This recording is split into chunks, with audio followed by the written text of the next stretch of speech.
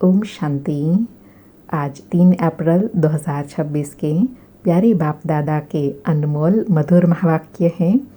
आज की मुरली के सार में भाग्य विधाता बाबा ने विशेष टाइटल देते हुए आप समान बनने के लिए कहा कि जैसे बाबा रहम दिल हैं ऐसे बाप समान रहम दिल बनना है, अर्थात अनेकों को रास्ता बताना है। बाबा कहे जो बच्चे दिन रात सर्विस में बिजी रहते हैं उनको ही बहादुर कहेंगे। और साथ में एग्जाम्पल देते हुए कहा कि जैसे मम्मा बाबा और सर्विसेबल बच्चे पुरुषार्थ करते हैं उनको फॉलो करना है।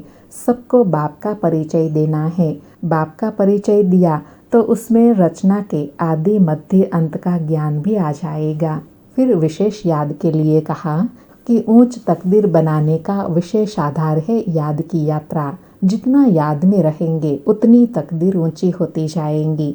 बाबा कहे मीठे मीठे सिक्के लधे बच्चों को कल्प बाद फिर से बाप ने आकर समझाया है। बच्चे भी जानते हैं कि हम अपनी तकदीर बनाने आए हैं, स्वर्ग की बादशाही की तकदीर लेने आए हैं। जिन्होंने अच्छी तरह से बाप को जाना है वह याद में भी अच्छा रहते हैं। और अंडरलाइन कराते कहा कि याद के साथ तकदीर का कनेक्शन है।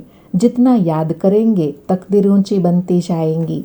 और साथ में अटेंशन दिलाया कि बाप को याद करना है, शरीर निर्वाह अर्थ कर्म भी करना है, घर बार को भी संभालना है। कोई निर्बंधन है तो वह अच्छी सर्विस कर सकते हैं। उनको सर्विस का अच्छा चांस है। जो जितना सर्विस करेंगे वह अच्छे महाराजा के घर में जन्म लेंगे। और उपराम बनने की विधि बताई कि हम यह पुरानी दुनिया छोड़कर घर जा रहे हैं।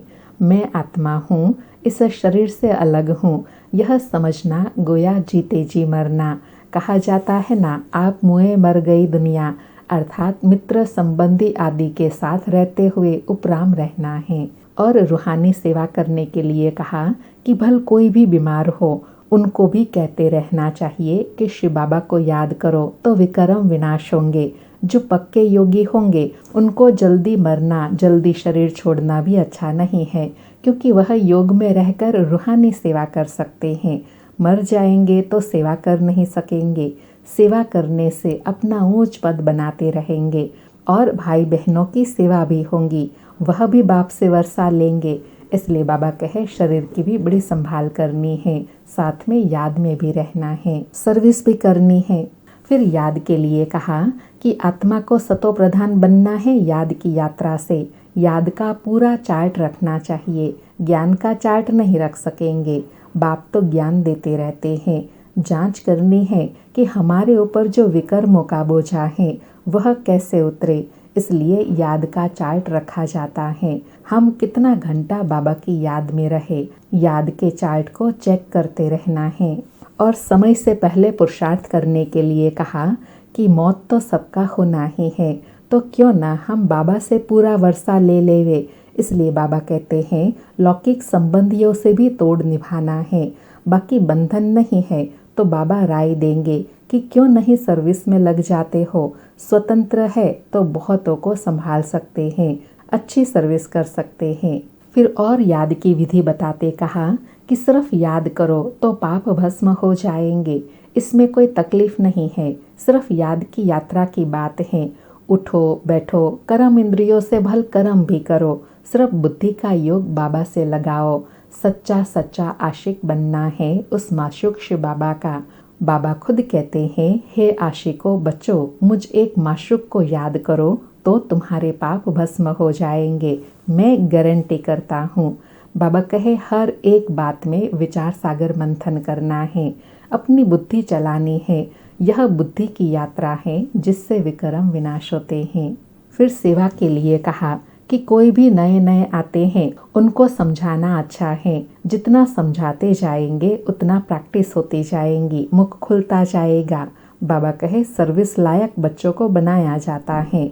कई सेंटर पर तो बहुत बच्चे अशांति फैलाते रहते हैं। बुद्धि योग बाहर भटकता है तो नुकसान कर देते हैं, वायुमंडल खराब कर देते हैं। फिर बाप कहेंगे तुमने पढ़ा नहीं तो यह अपना हाल देखो। दिन प्रतिदिन जास्ती साक्षात्कार होते रहेंगे और पाप करने वालों को सजाएं भी मिलती रहेंगी। इसलिए बाबा कहे बाप को सुनाकर प्रायश्चित करने से कुछ कम हो सकता है, नहीं तो पाप वृद्धि को पाते रहेंगे। इसलिए पहले तो कोई विकर्म नहीं करना है, अगर हो जाता है तो बाबा को बताकर आगे विकर्म न हो उसके लिए दृढ़ संकल्प करना है। और लास्ट में कहा कि अच्छे बच्चे जो होंगे वह तो बाप की ज़रूर महिमा भी करेंगे, बाप का नाम बाला करेंगे। बच्चों को बाप समान रहमदिल कल्याणकारी बनना है, अंधों की लाठी बनना है, सबको रास्ता बताना है कि बाप को याद करो तो विकर्म विनाश होंगे। और साथ में बाबा कहे बच्चे भी नंबरवार हैं, कोई तो बहुत अच्छी सर्विस करते हैं, बाबा का नाम बाला करते हैं, कोई फिर डिससर्विस भी करते हैं। इसलिए बाबा कहे अपनी तकदीर श्रेष्ठ बनानी है तो याद और सर्विस में तत्पर रहना है। सुनते हैं प्यारे बाप दादा के मधुर महावाक्य। आज बाबा कहे मीठे बच्चे, बाप समान रहम दिल बन अनेकों को रास्ता बताओ। जो बच्चे दिन रात सर्विस में लगे रहते हैं वही बहादुर हैं। मीठे बच्चे, बाप समान रहम दिल बन अनेकों को रास्ता बताओ। जो बच्चे दिन रात सर्विस में लगे रहते हैं वही बहादुर हैं। आज मुरली से प्रश्न है, ऊंची तकदीर का मुख्य आधार किस बात पर है? उत्तर में बाबा कहे याद की यात्रा पर। जितना जो याद करता है उतनी ऊंची तकदीर बनाता है। शरीर निर्वाह अर्थ कर्म करते बाप और वर्षे को याद करते रहो तो तकदीर ऊंची बनती जाएगी। आज मुरली में गीत बजा, तकदीर जगाकर आई हूँ, नई दुनिया बसाकर लाई हूँ। सारी मुरली से धारणा के लिए सार है। पहला, बंधन मुक्त बन बाप की सर्विस में लग जाना है, तब ही ऊंची तकदीर बनेंगी। रहम दिल बन अनेकों को रास्ता बताना है, अंधों की लाठी बनना है। दूसरा पॉइंट, इस शरीर से ममत्व निकाल जीते जी मरना है, क्योंकि अब वापस घर जाना है। बीमारी में भी एक बाप की याद रहे तो विकर्म विनाश हो जाएंगे। आज का वरदान है, कल्याण की भावना द्वारा हर आत्मा के संस्कारों को परिवर्तन करने वाले निश्चय बुद्धि भव। कल्याण की भावना द्वारा हर आत्मा के संस्कारों को परिवर्तन करने वाले निश्चय बुद्धि भव। स्पष्टीकरण है, जैसे बाप में 100% निश्चय बुद्धि हो, कोई कितना भी डगमग करने की कोशिश करे लेकिन हो नहीं सकता।